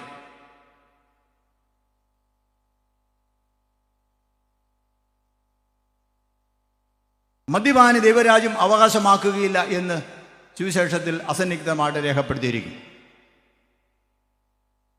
ആരാധനയ്ക്ക് ശേഷം മദ്യശാലകളെ തേടി പോകുന്നവരെ ഓർത്തുകൊള്ളുക. നിങ്ങൾക്ക് എന്തവകാശം ദൈവസന്നിധിയിൽ നിൽക്കുവാൻ? നിങ്ങൾ ആ ചിന്ത വെച്ചുകൊണ്ട് ദൈവത്തിൻ്റെ സാക്ഷ്യത്തിന് വിരുദ്ധമായി പ്രവർത്തിക്കാൻ പോകാൻ നിങ്ങൾക്ക് എങ്ങനെ ധൈര്യം വന്നു? ചിന്തിക്കണം. തെറ്റാണ്,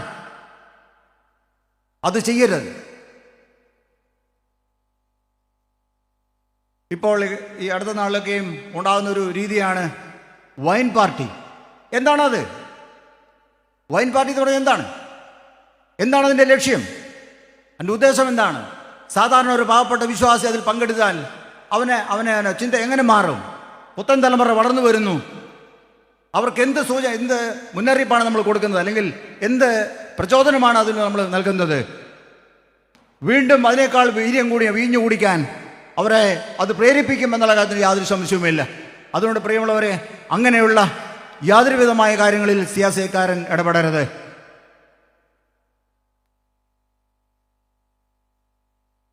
അത് ദൈവസന്നിധിയിൽ വേർതിരിക്കപ്പെട്ടവർക്കുള്ളതല്ല, വേർതിരിക്കപ്പെടാത്തുള്ളവരാണ്.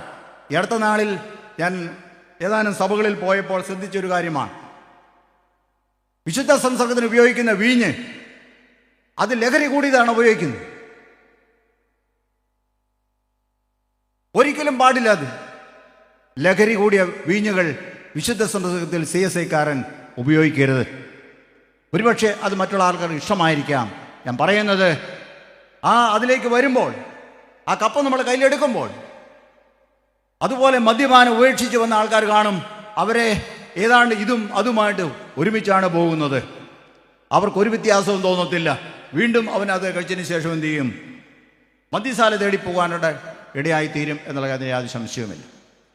വിശുദ്ധ സംസർഗത്തിനായി ഉപയോഗിക്കുന്ന വീര്യം കുറഞ്ഞ വീഞ്ഞുകൾ ഉണ്ട്. അത് നമ്മൾ ഉപയോഗിക്കണം. കൃത്യമായിട്ട് അതിൻ്റെ പറഞ്ഞിട്ടുണ്ട്. ഇതെല്ലാം ഒരു കച്ചവടമാണെന്ന് മനസ്സിലാക്കിക്കൊള്ളണം. ഏറ്റവും കൂടുതൽ വീഞ്ഞ് നമ്മുടെ ബുക്കിടി പോയി പോലും വിറ്റഴിഞ്ഞത് ഏത് കാലത്താണെന്ന് നിങ്ങൾക്കറിയാമോ? റെനിയോട് ചോദിച്ചാൽ പറയും ഏത് തരം വീഞ്ഞാണ് അവിടെ ഏറ്റവും കൂടുതൽ വിറ്റുപോകുന്നത്. അതെങ്ങോട്ടാണ് പോകുന്നത്? തിരുമേശയിലേക്ക് വരുന്നതല്ല. ഞാൻ പറഞ്ഞിട്ടുണ്ട്, വീട്ടിൽ വരുന്നവർക്ക് കുടിക്കാൻ കൊടുക്കാനായിട്ട് വെള്ളത്തിൽ കളി കൊടുക്കാൻ വേണ്ടി വീഞ്ഞ് കൊണ്ടുപോകരുത്. അത് നമ്മൾ വേറെ ആവശ്യത്തിന് വേണ്ടി മാറ്റി നമ്മൾ വെക്കുന്ന അങ്ങനെയുള്ളവർ കൊടുക്കരുത്.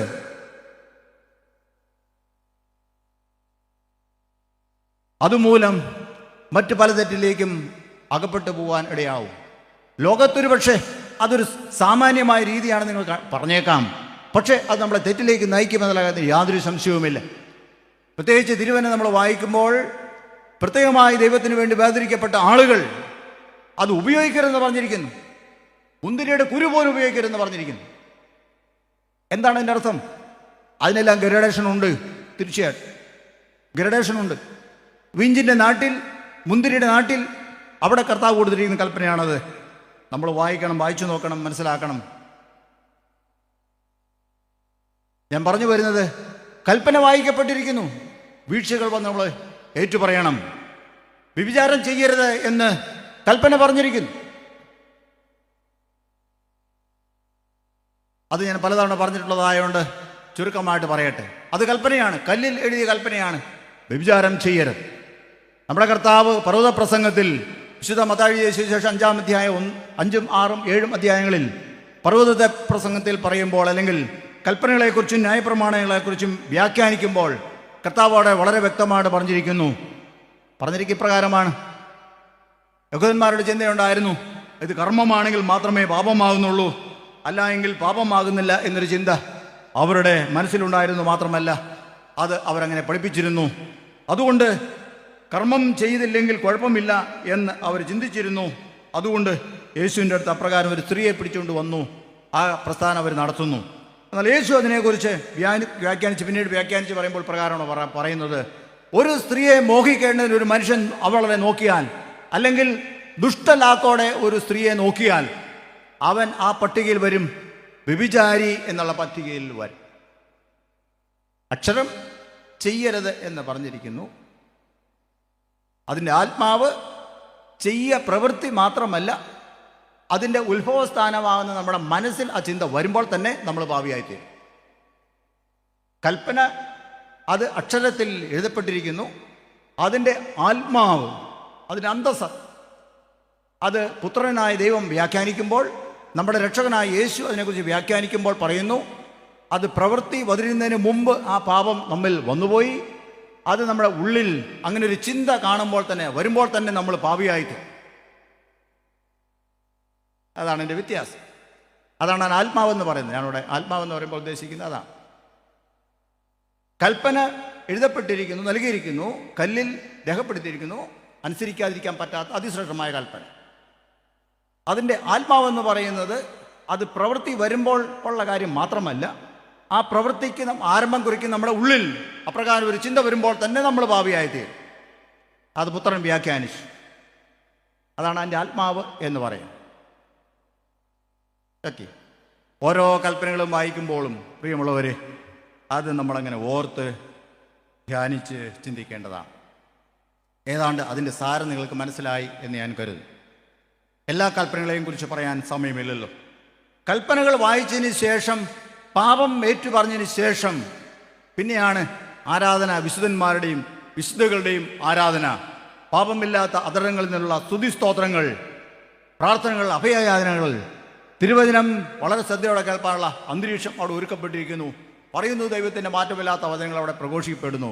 വരുന്നു തിരുമേശങ്കിലേക്ക്. എൻ്റെ പാപത്തിന് വേണ്ടി യാഗമായി തീർന്ന യേശു, അതിന് സാക്ഷ്യമായി എൻ്റെ ഓർമ്മയ്ക്കായി ഇത് ചെയ്യുവിൻ എന്ന് അരുളി ചെയ്ത ആ അതിശ്രേഷ്ഠമായ സാക്രമെന്റ് സ്വീകരിപ്പാൻ നമ്മൾ വരികയാണ്. വരുന്നു, നമ്മൾ സ്വീകരിച്ചു, അനുഗ്രഹിക്കപ്പെട്ടവരായി മടങ്ങിപ്പോവുകയാണ് ചെയ്യുന്നത്. അതാണ് യഥാർത്ഥ ആരാധനയുടെ സങ്കല്പം. CSI ആരാധനയുടെ സങ്കല്പം എന്ന് നമ്മൾ മറന്നു പോകരുത്. ആ ആരാധനയിലൂടെയുള്ള സന്തോഷം നമുക്ക് ലഭിക്കണമെങ്കിൽ എന്താണോ നമ്മൾ പറയുന്നത്, ആരെയാണോ നമ്മൾ ആരാധിക്കുന്നത് തുടങ്ങിയ എല്ലാ കാര്യങ്ങളും എന്ത് ചെയ്യണം, നമ്മൾ വളരെ ശ്രദ്ധയോടെ മനസ്സിലാക്കിയിരിക്കണം. ഒരു അറിവില്ലാത്ത ഒരു ആരാധന അല്ല നമുക്ക് വേണ്ടത്, അറിവുള്ള ആരാധന. അറിയാതെയുള്ള ആരാധന അല്ല നമുക്ക് വേണ്ടത്. ചുരുക്കമായിട്ട് നോക്കുമ്പോൾ ദൈവപ്രസാദമാണല്ലോ അല്ലാതെ കാര്യം. ദൈവപ്രസാദമാണെങ്കിൽ ഏത് ദൈവത്തെയാണോ നമ്മൾ പ്രസാദിപ്പിക്കുന്നത്, ആ ദൈവത്തിൻ്റെ ഇഷ്ടം ചെയ്താൽ മാത്രമേ ആ ദൈവത്തിന് പ്രസാദം ഉണ്ടാകുകയുള്ളൂ. മറന്നു പോകാം. ഏത് ദൈവത്തെ നമ്മൾ ആരാധിക്കുന്നോ ആ ദൈവത്തിന് ഇഷ്ടമുള്ളത് ചെയ്താലേ ആ ദൈവത്തിന് വസിച്ചിട്ടുള്ളൂ. നമുക്കറിയാം, ഞാൻ പറയാൻ അറിയാം, നമ്മുടെ ഇന്ത്യ മഹാരാജ്യം ഒരു ബഹുസ്വരതയുള്ള രാജ്യമാണ്, ബഹുവിശ്വാസങ്ങളുള്ള രാജ്യമാണ്. ഓരോടത്തും ഓരോ ആരാധനാ സ്ഥലത്തും അതിൻ്റേതായ നിയമങ്ങളും ചട്ടങ്ങളും ഉണ്ട്, അല്ലേ? നിയമങ്ങളും ചട്ടങ്ങളുമുണ്ട്. ചിലയിടത്ത് മേൽവസ്ത്രം ധരിച്ചുകൊണ്ട് കയറാം, ചിലയിടത്ത് മേൽവസ്ത്രം ധരിക്കാൻ പാടില്ല. ചിലയിടത്ത് ഡ്രൈ ആയ വസ്ത്രം കൊണ്ട് ധരിച്ച് കയറാം, ചിലർക്ക് ഈറൻ അണിഞ്ഞ് മാത്രമേ കയറാവൂ. ചിലയിടത്ത് കയ്യിൽ പ്രത്യേകമായ ഭാരമില്ലാതെ കയറാം, ചിലയിടത്ത് ഇരുമുടിക്കെട്ടുമായി മാത്രമേ പോകാൻ പറ്റൂ. ചില ആരാധനാലയങ്ങളിൽ വിറകാണെങ്കിൽ ചില ആരാധനയിൽ പുഴുക്കാണ്, ചില ആരാധനയിൽ അപ്പമാണ് പ്രധാന സമർപ്പണങ്ങൾ.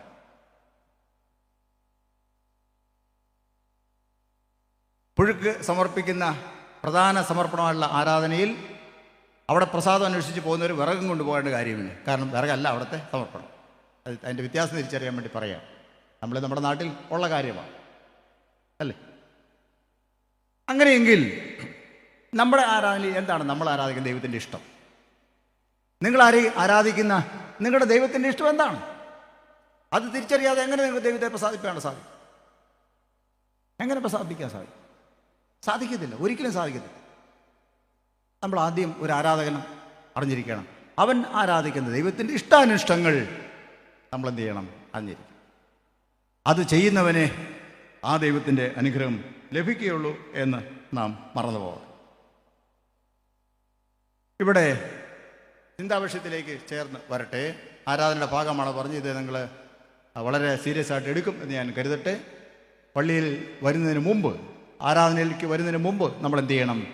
നമ്മൾ ആരാധിക്കാണ്ട് പോകുന്നു, വീഴ്ചകൾ വന്നുകൊണ്ട് ക്ഷമിക്കണമേ നമ്മൾ ഏറ്റുപറയണം. ഏറ്റുപറഞ്ഞ് മാത്രമേ എന്ത് ചെയ്യാവുള്ളൂ? നമ്മൾ ആരാധനയ്ക്ക് വരാവുള്ളൂ.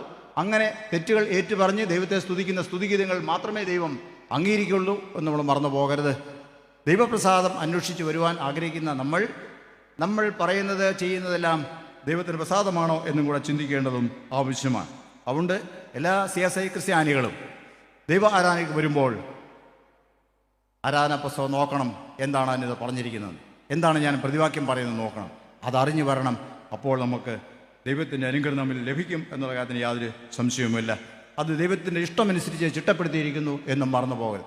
നമ്മുടെ ആരാധനക്രമം, നമ്മുടെ ലിറ്റർജി ദൈവത്തെ പ്രസാദിപ്പിക്കുന്നതിന് പര്യാപ്തമായ രീതിയിൽ ഒരു വിശ്വാസിയെ അതിലേക്ക് നയിക്കുന്ന രീതിയിൽ തന്നെയാണ് ലിറ്റർജി ക്രമീകരിക്കപ്പെട്ടിരിക്കുന്നത്. അതുകൊണ്ട് അതിനെ നമ്മൾ തള്ളിക്കളയാതെ അതിനകത്ത് പറഞ്ഞിരിക്കുന്ന കാര്യങ്ങളെ ഗ്രഹിച്ച് നമ്മൾ മുമ്പോട്ട് പോകേണ്ടതാണ് എന്ന് ഞാൻ സമയത്ത് പ്രത്യേകമായിട്ട് ഓർമ്മിക്കണം. ദൈവപ്രസാദം എന്ന് പറയുന്നത് അത് യഥാർത്ഥത്തിൽ ഈ പന്തലിൽ ഉള്ളിൽ മാത്രം നിൽക്കുന്നൊരു കാര്യമാണോ, അതോ ആരാധന ആലയത്തിനുള്ളിൽ നിൽക്കുന്ന കാര്യം മാത്രമാണോ, അതിന് പുറത്തേക്കുമുണ്ട്, അതിന് വ്യാപ്തിയുണ്ടോ എന്നാണ് നമ്മൾ നോക്കുന്നത്. നമ്മൾ എസ്കേൽ പ്രവചനം വായിച്ചപ്പോൾ അവിടെ ഇപ്രകാരം നമ്മൾ കണ്ടു. എസ്കേൽ പ്രവചനം 36-ാം അധ്യായം അതിൻ്റെ 27-ാം വാക്യത്തിൻ്റെ ആദ്യ ഭാഗം, ഞാൻ എൻ്റെ ആത്മാവിനെ നിങ്ങളുടെ ഉള്ളിൽ ആക്കി നിങ്ങളെ എൻ്റെ ചട്ടങ്ങളിൽ നടക്കുമാറാക്കും.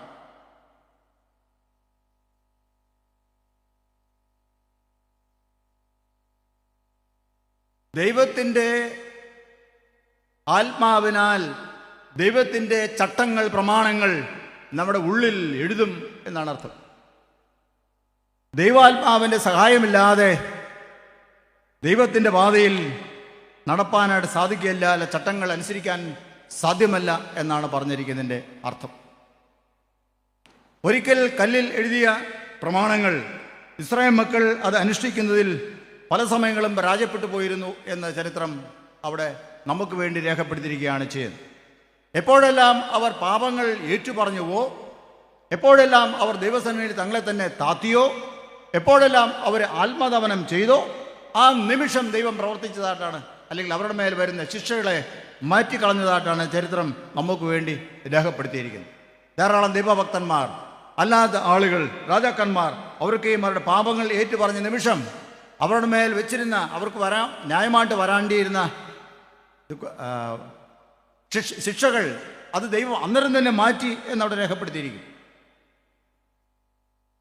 ദാവീദുമായുള്ള സംസാരത്തിൽ ദൈവത്തിൻ്റെ ശിക്ഷ പറഞ്ഞു പോയതിനു ശേഷം നടുമറ്റപ്പെടുന്നതിന് മുമ്പ് അവിടെ തന്നെ, അല്ലെങ്കിൽ ആ കൊട്ടാരം വിടുന്നതിന് മുമ്പ് തന്നെ ദൈവത്തിൻ്റെ അരുളപ്പാട് തിരിച്ചുണ്ടായി.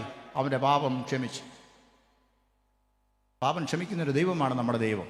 ഒറ്റക്കാര്യമേ ഉള്ളൂ, നീ അത് സമ്മതിക്കണം, ഏറ്റുപറയണം, ദൈവമേ തെറ്റായിപ്പോയി എന്ന് പറയണം. അപ്പോൾ നമുക്ക് പാപം ക്ഷമിച്ചു. പിന്നീടുള്ള നടത്തത്തിന് നമ്മളെ പ്രാപ്തിപ്പെടുത്തുന്നത് ദൈവത്തിൻ്റെ ആത്മാവാണെന്നാണ് ഈ പറഞ്ഞിരിക്കുന്നത്. എൻ്റെ സാരം നമ്മൾ എസ്കേൽ പ്രവചനം 37-ാമത്തെ 36-ന്റെ 27 പറഞ്ഞിരിക്കുന്നു. ദൈവത്തിൻ്റെ ആത്മാവിൻ്റെ സഹായമില്ലാതെ നമുക്ക് എന്ത് ചെയ്യത്തില്ല, ദൈവത്തിൻ്റെ കൽപ്പനകൾ പ്രമാണിച്ച് നടപ്പാൻ നമുക്ക് സാധ്യമല്ല എന്നാണ് അവിടെ പറഞ്ഞിരിക്കുന്നത്. ഇതെവിടെയാണ് കൽപ്പന അനുസരിക്കേണ്ടത്? അപ്പനെയും അമ്മയെയും ബഹുമാനിക്കേണ്ടത് പള്ളിയിലോ അതോ കൺവെൻഷൻ പന്തലിലോ? എവിടെയാണ് അവരെ ബഹുമാനിക്കേണ്ടത്? ചിന്തിക്കുക.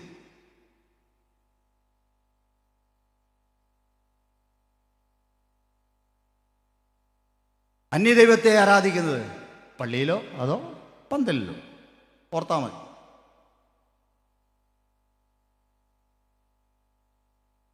കൂട്ടുകാരൻ്റെ ഭവനത്തെ മോഹിക്കുന്നത് പള്ളിയിലോ അതോ പന്തലിലോ അതോ അതിന് പുറത്തോ? മോഷണം അത് പള്ളിയിലോ അല്ലെങ്കിൽ ആരാധന സമയത്തോ അതോ പന്തലിലോ അതോ അതിന് പുറത്തോ? ഓരോ കൽപ്പനകളും നമ്മൾ നോക്കിയാൽ അതിൻ്റെ ആപ്ലിക്കേഷൻ എന്ന് പറയുന്നത്, അതിൻ്റെ പ്രവർത്തനം എന്ന് പറയുന്നത്, അതിൻ്റെ പ്രാക്ടിക്കൽ ഭാഗം എന്നുള്ളത് പറയുന്നത് എല്ലാം ദേവാലയത്തിന് പുറത്താണ്. പ്രിയപ്പെട്ടവർ, ദേവാലയത്തിന് പുറത്താണ്. ആരാധന കഴിഞ്ഞിട്ടാണ് ആ കാര്യങ്ങളെല്ലാം ചെയ്യേണ്ടത്. അവിടെയാണ് നടത്തിപ്പ് അല്ലെങ്കിൽ നടപ്പ് എന്ന് പറയുന്നത്. ചട്ടങ്ങളിലുള്ള നടപ്പ് ആരാധനാലയത്തിന് പുറത്താണ്, ആരാധനയ്ക്ക് ശേഷമാണ്. ചട്ടങ്ങളിലുള്ള നടപ്പ്, ദൈവിക കൽപ്പനകൾക്കനുസരിച്ചുള്ള നടപ്പ് ആരാധന ആലയത്തിലല്ല, ആരാധനയ്ക്ക് ശേഷമാണ്. ഞാൻ പറഞ്ഞു വരുന്നതിന് സാരം, ദൈവപ്രസാദം എന്നുള്ളത്, ഇത് കാണുന്നൊരു ദൈവം നമ്മളോട് പറയുന്നത് എന്താണ്? ആരാധനയിൽ വരുന്നവൻ ഒരു യഥാർത്ഥ ആരാധനയെ പോലെ ആലയത്തിന് വെളിയിലും ജീവിക്കേണ്ടതാണ്, പ്രവർത്തിക്കേണ്ടതാണ്, പെരുമാറേണ്ടതാണ്. ഏതാണ്ട് നിങ്ങൾക്ക് കാര്യം മനസ്സിലായി എന്ന് ഞാൻ കരുതുന്നു. ആരാധന കഴിഞ്ഞു പോകുന്ന, യഥാർത്ഥ ഒരു ആരാധന കഴിഞ്ഞു പോകുന്ന ഒരു മനുഷ്യന് വീണ്ടും അവൻ കടന്നു വന്ന ആ പാതയിലേക്ക് തിരികെ പോകുവാൻ, അല്ലെങ്കിൽ തെറ്റുപാതയിലേക്ക് തിരികെ പോകുവാൻ കഴിയുകയില്ല എന്നാണ് എൻ്റെ അർത്ഥം, അല്ലേ?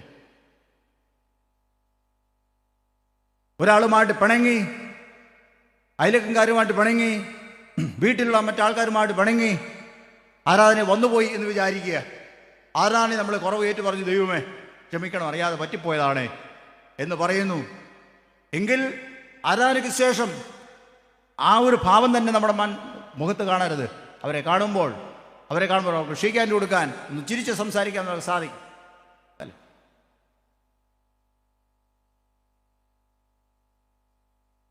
ഇങ്ങോട്ട് വരുമ്പോൾ ചപ്പും പടിക്കൂടെ പോകുന്നു വിചാരിക്കുക. തിരിച്ചു ചെല്ലുമ്പോൾ തിരിച്ച് നമ്മൾ അതിൻ്റെ അകത്തേക്ക് കയറിയാൽ ദൈവപ്രസാദമായിരിക്കുമോ? ചിന്തിച്ചാൽ മതി. നിങ്ങൾ തന്നെ മാർക്കിട്ടാൽ മതി. ദൈവപ്രസാദമായിരിക്കുമോ? ഒരിക്കലും ആകത്തില്ല, ഒരിക്കലും ആകത്തില്ല. കാരണം അത് ഉന്നമേ നമ്മൾ നിർണ്ണയിച്ച് വെച്ചിരിക്കും. ഞാൻ പള്ളിയിൽ പോയാലും എന്ത് ചെയ്യും? തിരിച്ചു വരുമ്പം കയറിക്കോളാം. ഞാൻ പള്ളിയിൽ പോവുകയാണ്, അതുകൊണ്ട് ഞാൻ ക്ഷമിച്ചിരിക്കും, തിരിച്ചു വരുമ്പോൾ നിന്നെ കാണിച്ചു തരാം. ഓർത്താണ്, അതിൽ ദൈവത്തിന് പ്രസാദമില്ല. യഥാർത്ഥത്തിൽ നമ്മൾ ആരാധന നമ്മൾ സൂക്ഷ്മമായ വിശുദ്ധ വചനത്തിൻ്റെയും അതുപോലെ തന്നെ നമ്മുടെ ആരാധന ക്രമത്തിൻ്റെയും ഒക്കെ അടിസ്ഥാനം നമ്മൾ നോക്കിക്കഴിഞ്ഞാൽ നമ്മുടെ ആരാധനയൊക്കെ കഴിഞ്ഞ് പോകുമ്പോൾ നമ്മൾ നല്ല പവന്മാറ്റ ആൾക്കാരായിട്ടിരിക്കേണ്ട, നല്ല പവന്മാറ്റ ആൾക്കാരായിട്ടിരിക്കേണ്ട സാധിക്കുമോ? അതിനുവേണ്ടിയാണ് നമ്മൾ ഈ വിഷയം നേരത്തെ ഉള്ളത് തന്നെ നമ്മൾ വീണ്ടും എടുത്തിരിക്കുന്നത്.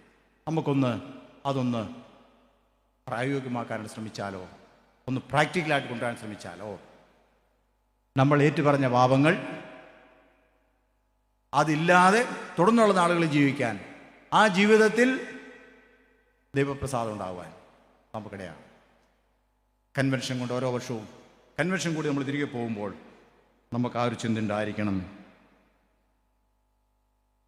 ദൈവത്തിനുള്ള അനുഗ്രഹം എന്ന് പറയുന്നത് ദൈവം നമ്മളെ നോക്കുമ്പോൾ നമ്മളിൽ കാണുന്ന ആ നിർമ്മലതയാണ് എന്ന് നാം മറന്നു പോകരുത്. അവിടെ ദൈവം പ്രസാദിക്കും. ആത്മാവിൽ ആരാധിക്കുക എന്ന് പറഞ്ഞാൽ അതിൻ്റെ അർത്ഥം നാം പഠിച്ച ദൈവം നമുക്ക് വേണ്ടി നൽകിയിരിക്കുന്ന തിരുവന അതിൻ്റെ അന്തസത്ത ഉൾക്കൊണ്ടുകൊണ്ട് ജീവിക്കുക എന്നാണ് അതിൻ്റെ അർത്ഥം. പ്രത്യക്ഷ പ്രകടനങ്ങൾ ഒരുപക്ഷെ പല രീതിയിൽ നമുക്ക് കണ്ടേക്കാം, അതൊന്നും ഞാൻ നിഷേധിക്കുന്നില്ല. എന്നാൽ അതിനേക്കാൾ ഉപരിയായി ദൈവത്തിൻ്റെ കൽപ്പനകളനുസരിച്ച് നമ്മെ നടത്തുമാറാക്കുന്ന പരിശുദ്ധാത്മാവിൻ്റെ സഹായത്താൽ നമ്മൾ ജീവിക്കുന്നുവെങ്കിൽ അവിടെ നമുക്ക് ദൈവാനുഗ്രഹം ഉണ്ടാകും എന്നുള്ള കാര്യത്തിന് യാതൊരു സംശയവും ഇല്ല.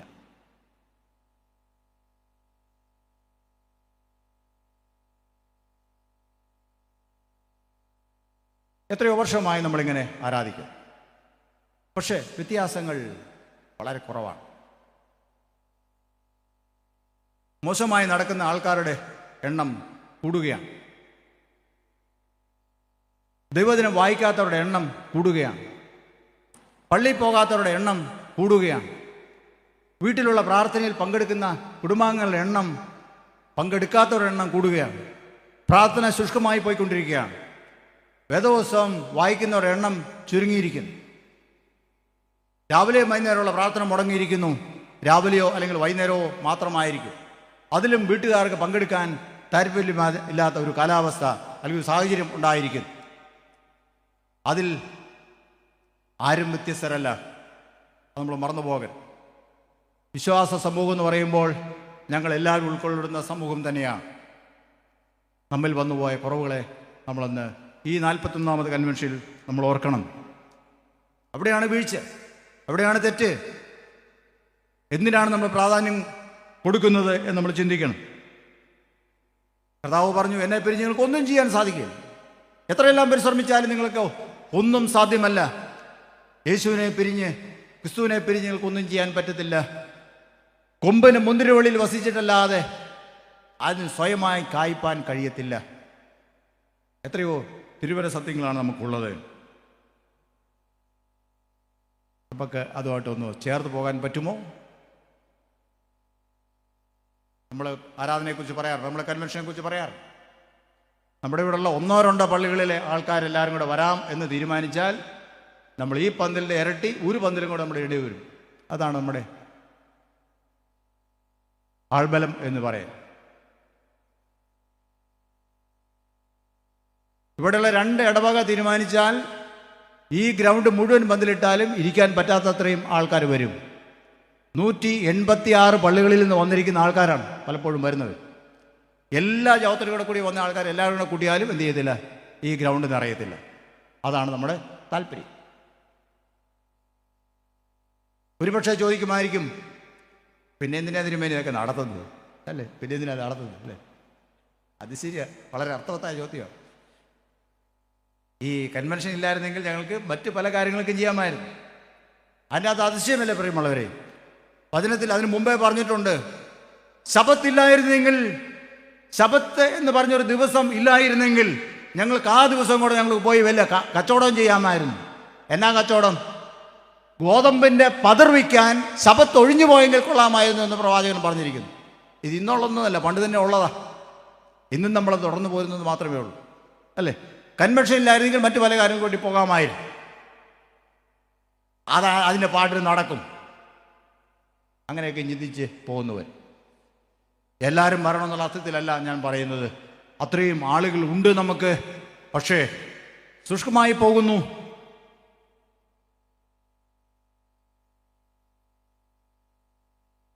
എനിക്ക് നിങ്ങളോട് പറയാനുള്ളത്, വിശുദ്ധ വേദവചനം പറഞ്ഞിട്ടുണ്ട്, നമ്മൾ വെളിച്ചമാണ് ലോകത്ത്. നമ്മൾ ലോകത്തിൻ്റെ വെളിച്ചമാണ്. നമ്മൾ ലോകത്തിൻ്റെ ഉപ്പാണ്. മലീമസമായി പോയിക്കൊണ്ടിരിക്കുന്ന വലിയൊരു സമൂഹത്തെ അതിൻ്റെ ജീർണതയ്ക്ക് എതിരെ നിൽക്കാൻ ഒരു അല്പം ഉപ്പായിട്ട് നമ്മൾ നിൽക്കുന്നില്ല എങ്കിൽ നമ്മളെ വിളിച്ചു വേർതിരിച്ചുകൊണ്ട് എന്ത് ദൈവത്തിൻ്റെ ഗുണം, എന്ത് ഫലം? ഉപ്പെന്ന് പറഞ്ഞാൽ കുറച്ച് മതി. ആ വലിയ അത്രയും ആൾക്കാർ മുഴുവൻ വേണ്ട, അതിന് കുറച്ച്. വെളിച്ചം എന്ന് പറയുന്നത് മുഴുവൻ വെളിച്ചം വേണ്ട, ഒരു തിരി മതി. ആ തിരിയാകാനാണ് നമ്മളെ വിളിച്ചിരിക്കുന്നത്. അതുകൊണ്ട് ആൾക്കാരുടെ എണ്ണക്കുറവോ അത് നമുക്ക് പ്രശ്നമല്ല.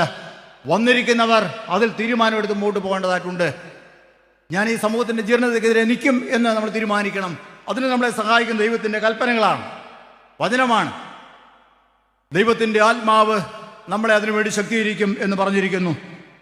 ദൈവത്തിൻ്റെ ചട്ടങ്ങളെ അനുസരിച്ച് നടപ്പാൻ ദൈവം തൻ്റെ ആത്മാവിനെ നിങ്ങളുടെ ഉള്ളിലാക്കും. നിങ്ങളുടെ കല്ലായ ഹൃദയത്തെ മാറ്റി മാംസളമായ ഹൃദയം നിങ്ങൾക്ക് തരും എന്ന് എസ്കേൽ പ്രവാചകൻ പറഞ്ഞിരിക്കും. ഒറ്റക്കാര്യം ചെയ്താൽ മതി, ദൈവസന്നിധിയിൽ താണിരിക്കും. നാം ഏറ്റു പറഞ്ഞത് അത് ഏറ്റു പറഞ്ഞ പോലെ തന്നെ ഇരിക്കും.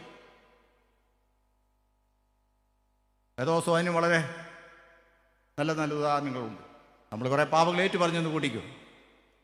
ഞാൻ ഉൾപ്പെടെ നമ്മൾ കുറേ പാപങ്ങളെല്ലാം ഏറ്റുപറയും, നമ്മളെല്ലാം വിശുദ്ധരായി തീർന്നു. നമ്മൾ വീണ്ടും അതേ പാപത്തിൽ ചെന്ന് പെടുന്നുവെങ്കിൽ അതിനെക്കുറിച്ച് ദിവസവും പറയുന്നു. അത് പറയുന്നത് ഒരു പന്നിയുടെ സ്വഭാവമായിട്ടാണ് പറയുന്നത്. പന്നിയെ നല്ലവരെ കുളിപ്പിച്ച്, ഇന്നത്തെ കാലത്ത് സാധാരണമാണ് പട്ടി, പന്നി, പൂച്ച എന്നൊക്കെ പറയും. നമ്മുടെ ബെഡിലാണ് അവരൊക്കെ കിടക്കുന്നത്. നമ്മളെക്കാളും നല്ല ബെഡ് സൗകര്യങ്ങൾ ആർക്ക് കൊടുക്കുന്നു?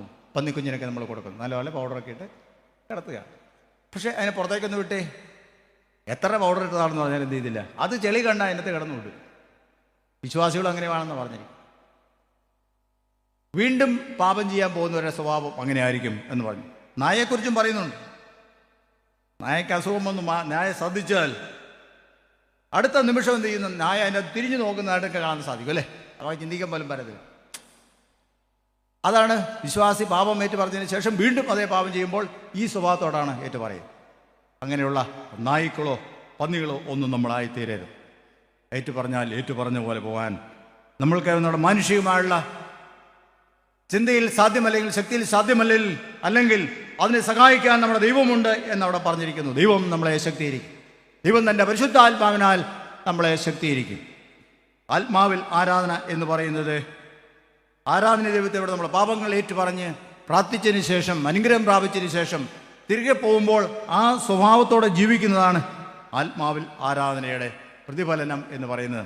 അവിടെ ദൈവം പ്രസാദിക്കും എന്ന് പറഞ്ഞിരിക്കുന്നു. ധാരാളം ഉദാഹരണങ്ങൾ നമുക്ക് വേദപുസ്തകത്തിലുണ്ട്. നമ്മളത് വായിച്ച് ധ്യാനിച്ച് നമ്മളെ തന്നെ ആത്മജീവിതം ശക്തിപ്പെടുത്തുക. ആത്മാവിലുള്ള ആരാധന, ദൈവപ്രസാദം എന്നുള്ളത് നമ്മുടെ ദൈനംദിന പ്രാർത്ഥനയിൽ മാത്രമോ ആരാധനയിൽ മാത്രമോ ഒതുങ്ങി നിൽക്കുന്നതല്ല. ദൈവത്തിൻ്റെ കൽപ്പനകൾ അനുസരിച്ച്, ദൈവത്തിൻ്റെ ഇഷ്ടമനുസരിച്ച് നമ്മൾ നമ്മുടെ ദൈനംദിന ജീവിതം, നമ്മുടെ പുറമേയുള്ള ജീവിതം, നമ്മുടെ സമൂഹത്തിലുള്ള ജീവിതം, നമ്മുടെ സഭയിലുള്ള ജീവിതം, നമ്മുടെ ഭവനത്തിലുള്ള ജീവിതം ചിട്ടപ്പെടുത്തുന്നതാണ്. അവിടെ ദൈവം പ്രസാദിക്കും. അപ്പോൾ പിതാവായ ദൈവത്തിനും പുത്രനായ ദൈവത്തിനും പരിശുദ്ധാത്മാവായ ദൈവത്തിനും സകല ബഹുമാനം മഹത്വവും കാലാവസാനം കൂടാണ്ടായിരിക്കുമാറാകട്ടെ.